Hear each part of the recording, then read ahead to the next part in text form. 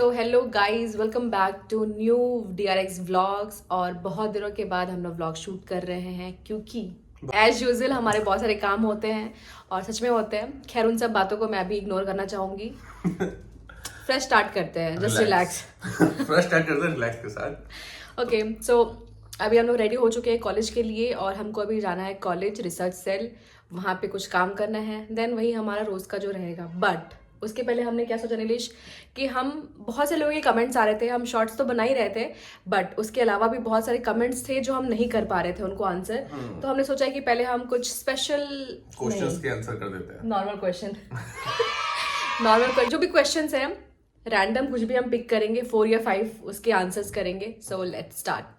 पहला क्वेश्चन है निष्ठा श्रीवास्तव का। इन्होंने हमारे शॉर्ट्स में क्वेश्चन पूछा है, sir I have a question, can we take admission in pharm D through our NEET result और we have to give any other pharm related exam?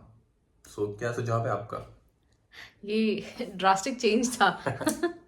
तो अभी तक ऐसा कुछ आया नहीं है कि आप नीट के रिजल्ट के बेसिस पे फार्मडी में एग्जाम ले सको, फार्म डी में एडमिशन ले सको। सॉरी, हाँ, फार्मडी में एडमिशन ले सको।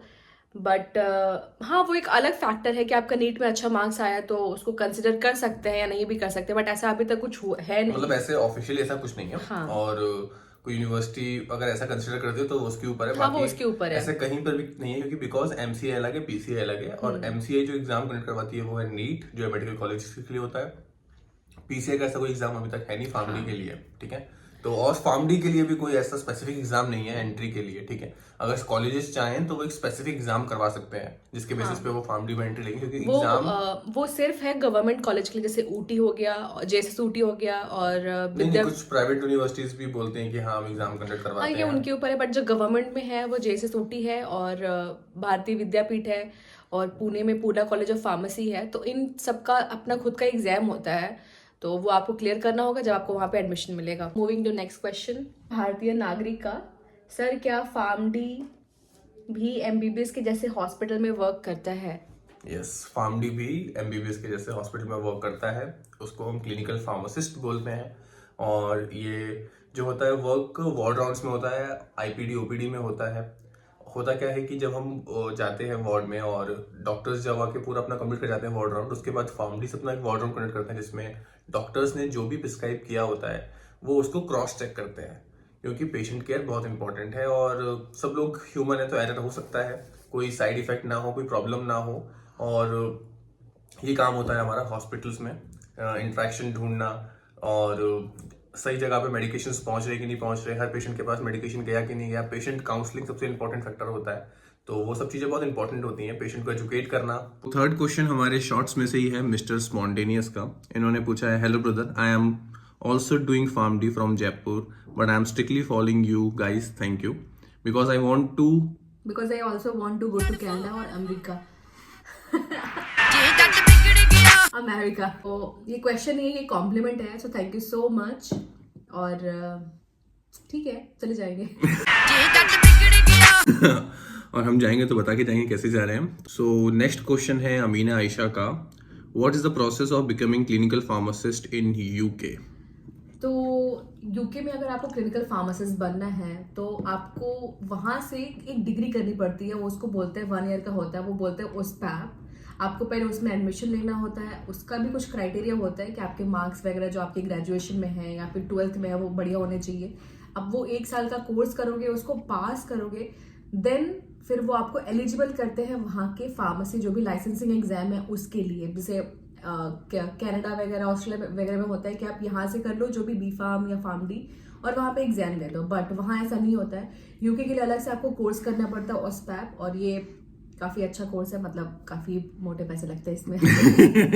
तो ये कोर्स पहले करना होता है, देन आप जो भी वहाँ का प्रोसेस है वो एलिजिबल हो जाते हैं उसके लिए। क्योंकि हर एक कंट्री का ना जूरिस्प्रूडेंस अलग अलग होता है, अलग चीजें तरीके से होती हैं, तो वो सब चीजें पढ़नी होती हैं हमको। फॉर्मुलरी अलग होती है। अगर आप किसी भी कंट्री में एग्जाम देने जा रहे हो तो आपको सबसे पहले वहाँ के बारे में पढ़ना होगा कि वहाँ पर एग्जाम पैटर्न कैसा है, वहाँ पे ब्रांड नेम से बातें होती है कि जेनरिक नेम से बातें होती है, वहाँ का जूरिस्प्रूडेंस कैसा है, वो बहुत इंपॉर्टेंट है, वहाँ के लॉज कैसे है, क्योंकि हमें वो सब चीजें पता होनी चाहिए। सिर्फ इंडिया में होता है कि आपको एजिथ्रोमाइसिन बड़े इजीली मिल जाता है, बाकी बाहर कहीं कहीं भी ऐसा नहीं होता कि आप कोई भी एंटीबायोटिक विदाउट प्रिस्क्रिप्शन यूज करो। यहाँ तो वहाँ पे OTC विलेज के पास अभी रखा हुआ है। वहाँ पे OTC जैसा चीजें होती हैं, बट एक दो मेडिकेशंस के बिना, मतलब एक दो मेडिकेशंस ही होती हैं जो मिलती हैं, बाकी कोई नहीं मिलती। ओके, सो नेक्स्ट क्वेश्चन है ऋतु राजपूत का। इंडिया में हर गवर्नमेंट हॉस्पिटल में क्लिनिकल फार्मासिस्ट की पोस्ट निकलने वाली है, ये सच है क्या? ये सच है कि भगवान है? और हर प्राइवेट हॉस्पिटल में क्लिनिकल फार्मासिस्ट की पोस्ट मिलेगी या नहीं इंडिया में? सो जितने भी प्राइवेट हॉस्पिटल्स हैं वो अपने स्टैंडर्ड्स को यूके स्टैंडर्ड्स के साथ मैच करवाते हैं। उनके जो एफिलिएशंस होते हैं वो यूके को टच करते हुए होते हैं, ठीक है ना। तो उन हॉस्पिटल्स में कंपलसरी है एक क्लिनिकल फार्मासिस्ट की पोस्ट, और वहाँ पे होते हैं क्लिनिकल फार्मासिस्ट। गवर्नमेंट में अभी तक ऐसा कुछ नहीं हुआ है, अभी तक कोई ऑफिशियल नोटिस नहीं आया है इसके रिलेटेड, बट हाँ बात ऐसी चल रही है कि बहुत जल्द गवर्नमेंट में भी कंपलसरी हो जाएगा एक क्लिनिकल फार्मासिस्ट की पोस्ट, तो होप सो हो जाए। सो आज के लिए बस इतने ही क्वेश्चन, और अभी हम बहुत लेट हो रहे हैं। ऐसा नहीं हो रहा है बट बोलना पड़ेगा। तो अभी हम जा रहे हैं रिसर्च सेल, उसके बाद हम जाएंगे कॉलेज, क्योंकि हमारा एग्जाम भी है 13 को। बट सुनने में ये आ रहा है कि ये भी कहीं एग्जाम कैंसिल ना हो जाए, तो ये भी एक दुविधा है। अगर एग्जाम कैंसिल हुआ तो प्रज्ञा को बहुत बड़ा नुकसान हो जाएगा। वैसे नुकसान होगा नहीं, क्योंकि मैंने तीनों सेशनल स्टार्टिंग के जो भी 2 सेशन है वो दे रखा है, बट स्टिल एक सेशन के बारे में पढ़ाई हो जाती है, वो सबसे इम्पोर्टेंट रहता है।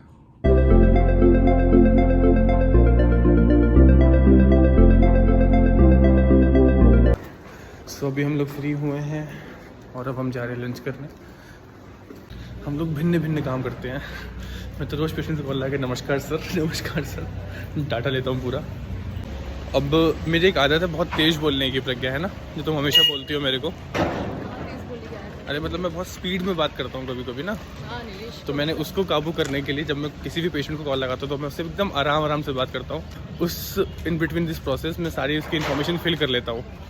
सो अभी हम लोग जा रहे हैं कॉलेज साइन करने और सिलेबस पूछने एग्ज़ाम का, पूछें कि एग्ज़ाम है कब। ये सब चीज़ें बहुत इंपॉर्टेंट है, और सबसे इम्पॉर्टेंट चीज़ जो एक स्टूडेंट लाइफ में होती है, कॉलेज लाइफ में होती है, वो है money. So money is an very important factor in college life और स्टूडेंट लाइफ। तो कैसे अपने पैसे जो अपने घर खर्च के लिए आते हैं, पॉकेट मनी आती है, उसको सेव कैसे करें। तो प्रज्ञा तो क्या करती है कि उसका एक रूल है। ये मुझे रूल की नहीं पता।